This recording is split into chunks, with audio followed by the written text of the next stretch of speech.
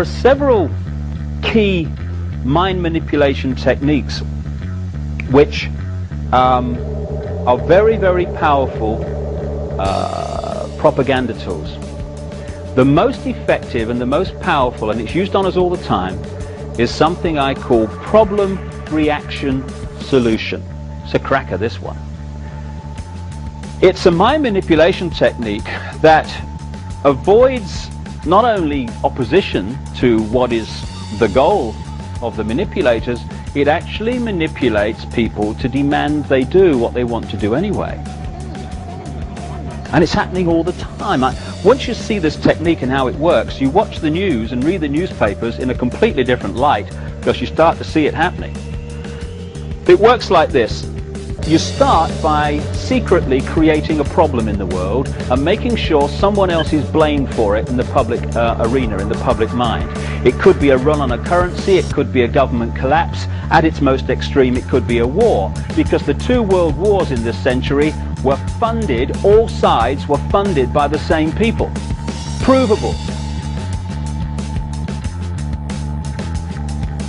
The same people that funded the Allies in the Second World War and funded the Soviet Union also funded Hitler through loans from America known as the Young Plan and the Dawes Plan, and also via the German subsidiaries of American multinational companies. Why would they do that? Why would someone want to fund all sides in a war?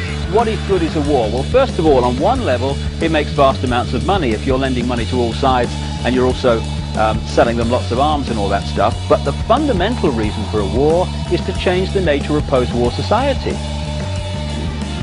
And what we saw in the First World War and the Second World War were massive global examples of problem-reaction-solution, which work like this.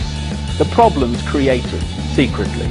You then use the media, which isn't difficult, to wind up public opinion in relation to your manufactured problem to the point where public opinion utters the classic words, "Something must be done, this can't go on," which is always followed by, "Give my power away, what are they gonna do about it?"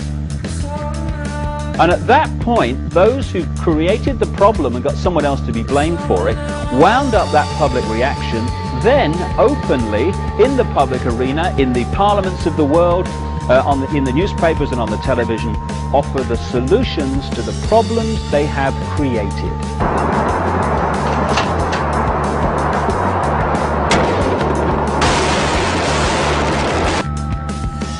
And in doing so, they get vast numbers of people to demand what they want to do anyway.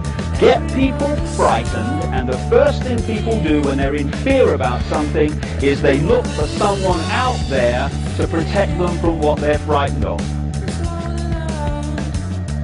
So, get people frightened that they're going to be burgled, get people frightened they're going to be mugged in the streets, and they'll demand you take the freedoms away. They'll demand cameras in the streets and more authoritarian laws.